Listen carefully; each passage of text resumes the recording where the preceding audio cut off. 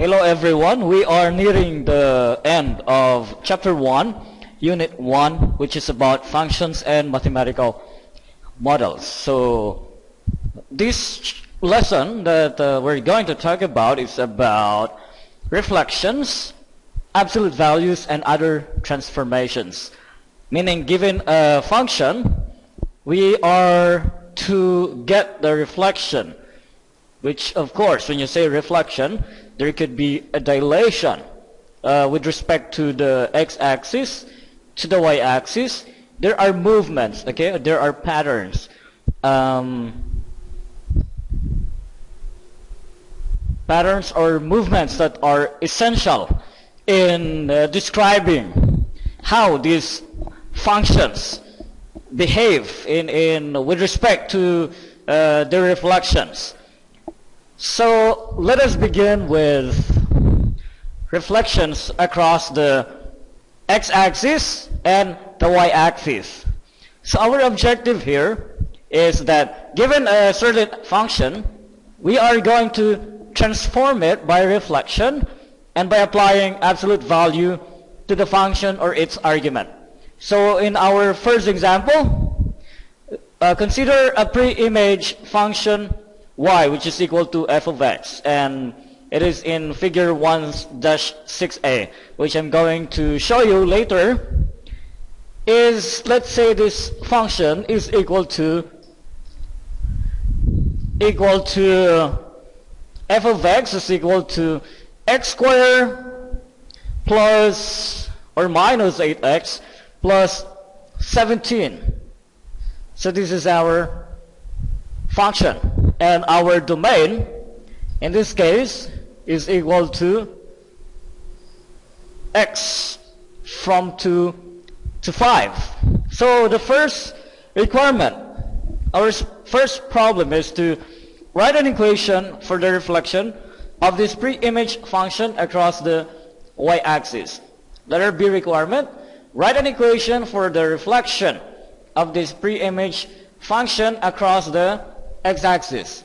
And our last requirement is to plot the pre-image and the two reflections on the same screen. So we're going to start solving here by, of course, getting the graph of our original function, which is f of x is equal to negative 8x plus 17. So our graph or our function, the function of x, is equal to x squared minus 8x plus 17, defined on the domain from 2 to 5 for the x values. So we're going to create a table, and I have prepared the tabular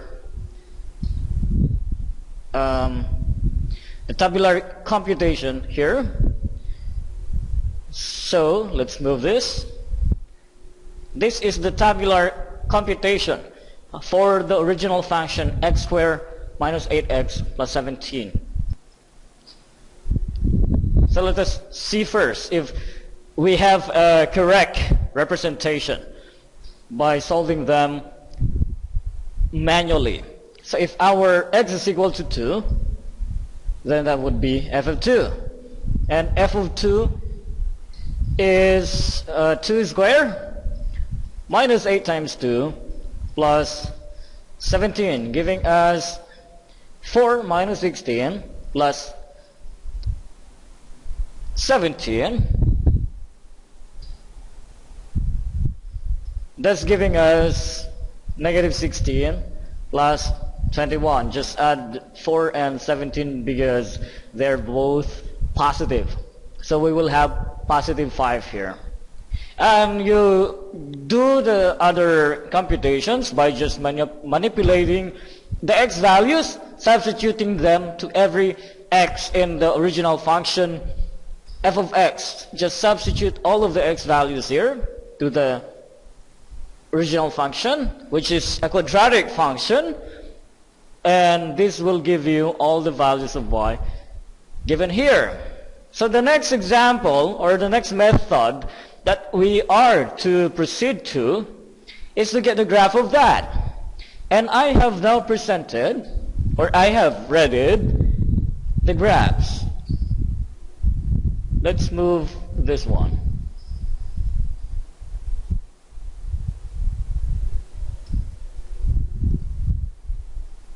This XY Cartesian coordinate system that you can see, the graphing system, I opened a grid system here with the X and Y coordinate system. Let us just be clear with the expressions here. We have the X on this side, okay, this is X, just to be clear, and this is Y on the vertical axis. So I have plotted all of the X and Y values in here by their corresponding pair of coordinates. So where is 2, 5?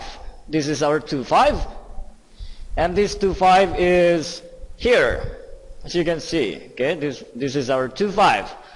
Our 3, 2 is here. And our 4, 1 is here. And our 5, 2 is here, given our restricted domain 2 or X from 2 to 5. So the next thing that we're going to do here is to connect all of the points by graphing a smooth curve. So we will have a curve like this that you can see. Now let's take the grid off, the grid lines off, and it would give you a clearer picture of our function of x, which is equal to x squared minus 8x plus 17 on the domain from -2 to 5. So from this x here up to 5. So this is our domain restriction. So letter A, write an equation for the reflection of this pre-image function across the y-axis. So to be able to do that, we just have to reflect on the y-axis. And reflecting means that all of the points there that you can see will also be reflected on the other side. So we have 2, 5, so it will become -2, 5. It is reflected. Okay? We have 3, 2. Now it becomes -3, 2. So, okay. I think I have here, it should be on 2, 5. 2, 5. So it should be 2, 5. Where is 2, 5? This is there. Okay? And then we have -3, 2. So should appear here. And we have 4 and -1. So this time we will have -4 and 1. And finally we have -5 and 2. So this is the reflection across the y-axis. So let's get the smooth curve for this one. So as you can see, connecting all of the dots will give you this image. And take note that this is a reflection across the y-axis. So therefore, this will give us a mirror across the y-axis. A mirror across the y-axis. So from here we could see, okay, all of the points, or some of the points, we can set some of the points, and they are just reflections of each other across the y-axis. So the next thing that we are to do here is to write an equation for the reflection of this pre-image function. This is our pre-image function. the one on the right side is our pre-image function. Let's call this f of x. This is our pre-image function, and this is the reflection on the y-axis, across the y-axis rather. Let's call it g of x. So just to emphasize, we have our function, the pre-image f of x here. Let's highlight this. Okay, that's too big of a highlight, so let's have it like that. This is our pre-image, and this is our reflection across the y-axis. So what do you notice here? Now let's take a look at the points that were reflected across the x-axis, or the y-axis rather. So we have the first point, this is for f of x, and this one is for g of x. So the first point for f of x would be 2, 5.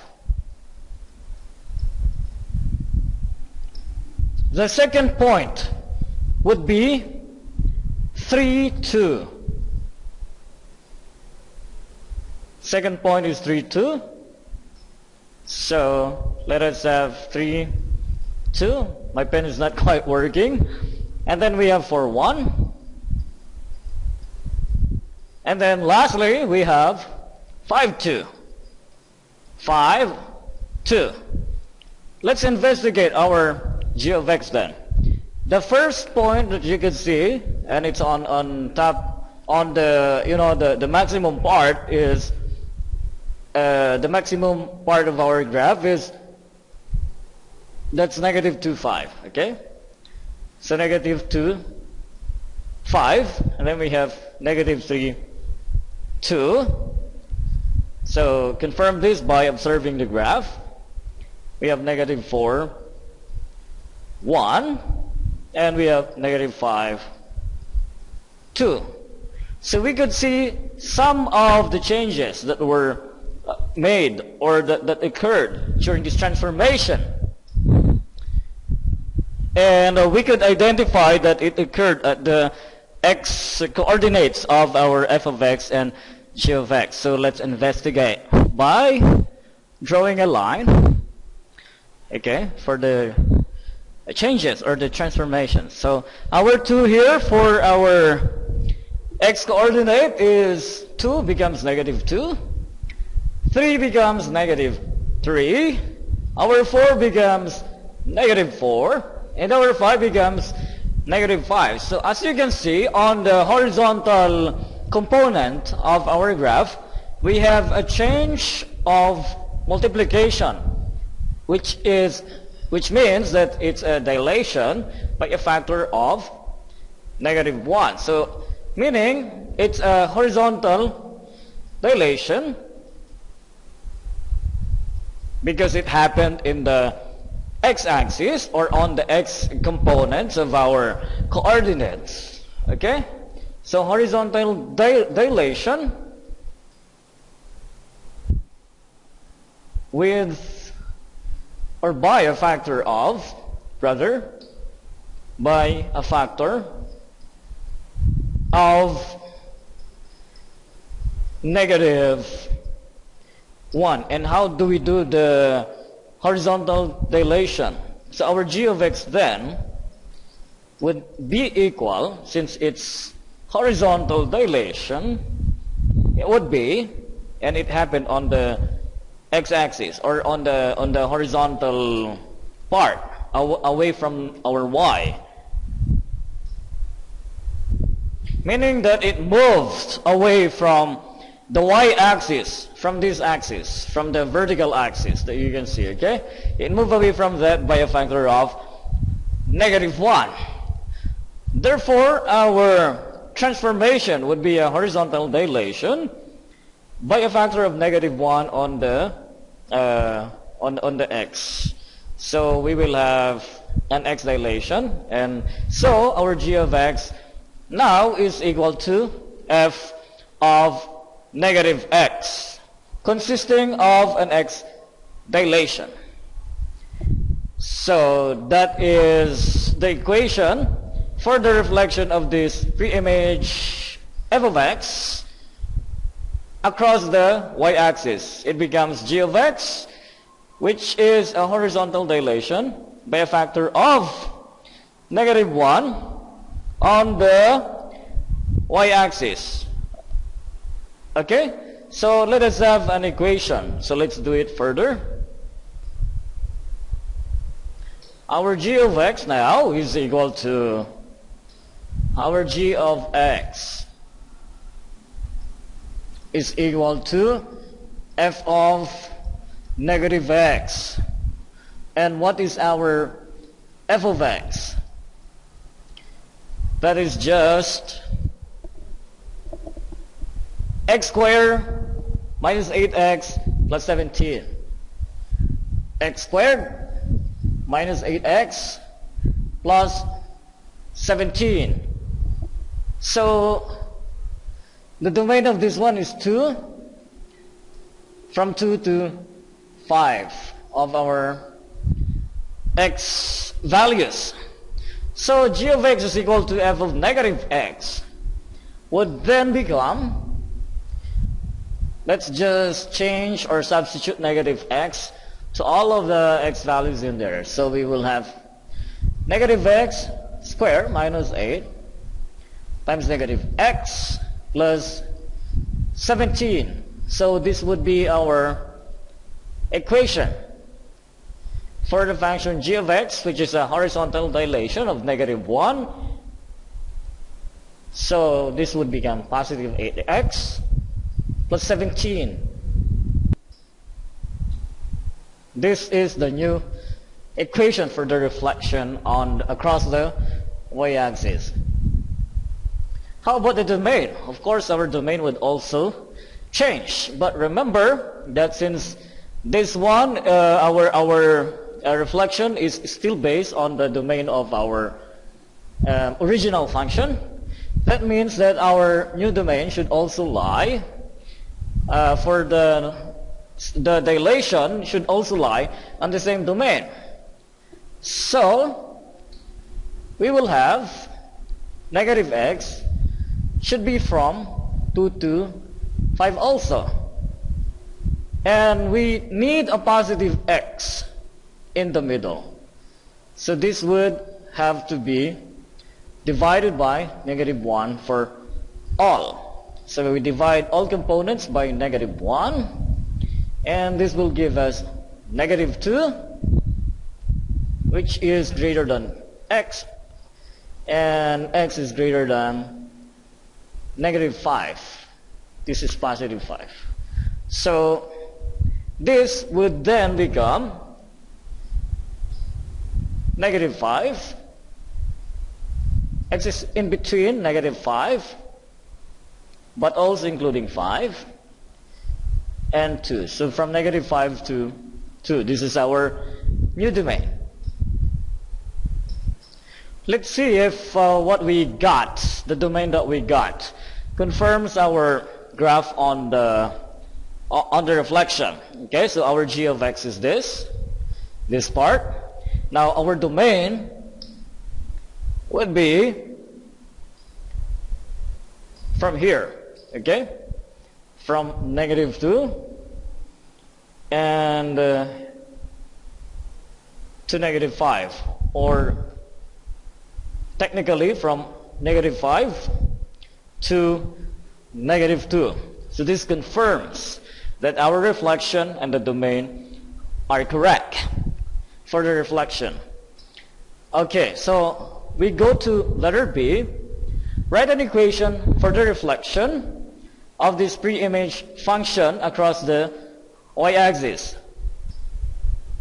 So we are going to go back to our original function with the graph already plotted on our x and y coordinate system. And now we're going to get the reflection across the x-axis this time. A while ago we did it across the y-axis. Now we are about to transform this graph, this smooth curve, across the x-axis. So let's do it.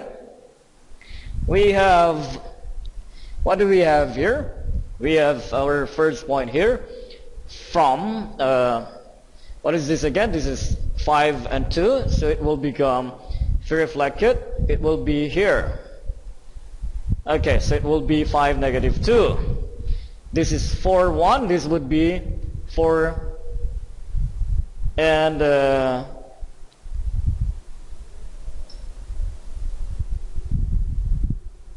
negative 1, so it would be here. This is 3, 2, on the upper part it's 3, 2, this will become 3 and negative 2. And lastly we have 2, 5, so it will become 2, negative 5 this time.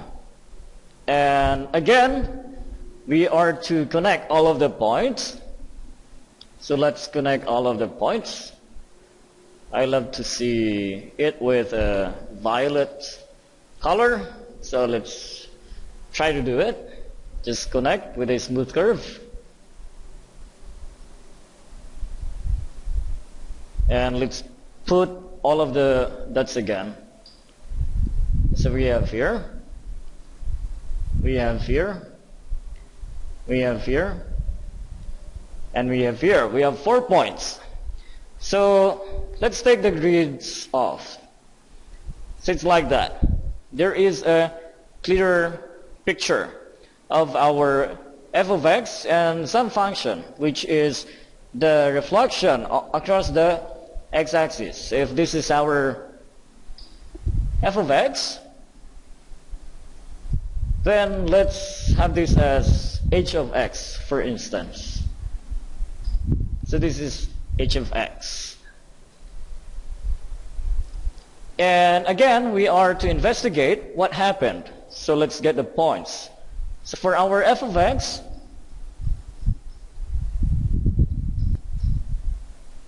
we have the first point. We have 2, 5. And then we have 3, 2. And then we have 4, 1. And then lastly we have 5, 2. Investigating the h of x. So h of x, we have the first point is 2, negative 5. We have 3, negative 2. We have 4, negative 1. And we also have 5, negative 2. So this time, obviously we can see a transformation going on the y values. So this seemed to have transformed into a dilation, which is vertical this time. So there is a dilation again, and it's a vertical dilation, so it's a y dilation, which is also by a factor of negative 1. So let's go back to our original function. Our original function f of x, just to take note, is equal to x squared minus 8x plus 17. So x squared minus 8x plus 17 with domain restriction from 2 to 5. And our new equation h of x, our h of x would be a vertical dilation of negative 1, so it would be negative f of x. The negative now is here on in front of f of x. So considering that means that we have to multiply negative to all the components of our f of x. So this will become negative parenthesis x squared minus 8x plus 17. Still, this transformation would have to be on the domain or within the domain of 2, x from 2 to 5. Okay? So this will become negative x squared plus 8x. Why is it not working? Okay, plus 8x, I'm sorry for that, minus 17. Did something happen to our x? No, basically nothing happened to our x, just that the whole function itself dilated vertically. Therefore, we have to make our function multiply by -1. And since nothing happened to the x component of our function, h of x, that means our domain remains intact. So it still be within the domain from 2 to 5. Okay? So this would be our new function. And this function defines the reflection of our f of x across the x-axis. And we could describe that the transformation is a y dilation. It's a y dilation or a vertical dilation by a factor of -1. So therefore, combining all of the three functions, we will have something of a graphical illustration like what you could see here. It's quite blurry. It's quite blurry in here. Okay, but still the essence is there. You could see our original function f of x here. Okay, that is y is equal to f of x